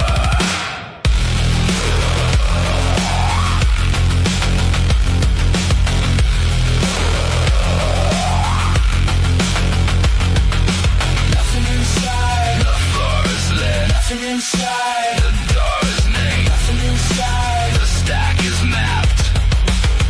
The box. The box.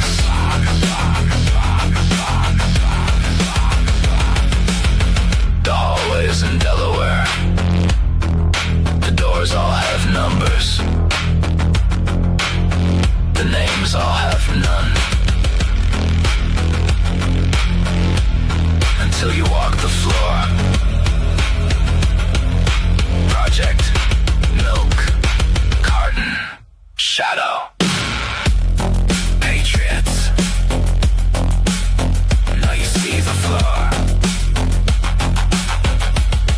Now the floor is lit.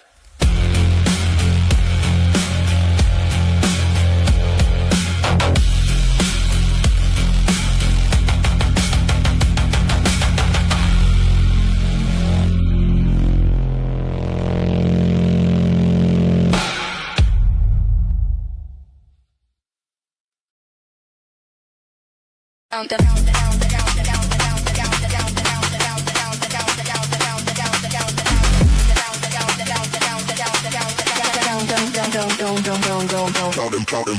Board of the foundation, same name. Council of the law firm, same name. Principal of the LLC, same name. Senior fellow of the think tank, Same name. Program officer of the trust, same name. registered agent on the shelf, Same name. director of the C4, Same name. treasurer of the pack, Same name. advisor to the donor, Same name. custodian of the fund, Same name. member of the transition team, Same name. author of the white paper, Same name. host of the live stream, Same name. speaker at the gala. Same name. The machine is not a list of firms. The machine is a list of men. Same name. Same seat. Same hat. Same head, Same name. Same seat. Same hat. same head, Same name. Same seat. Same hat. same head. One head. 3 hats. One head, Dream. 3 hats. Foundation Fund Firm Fellowship LLC C3 C4 Trust Delaware Virginia Nashville DC every coast every state 1 tree 99D Part 7, Schedule L Schedule R. every column Every row, every star. You think the list is the firms? you are wrong. The list is the men who run the firm. Count them, count them.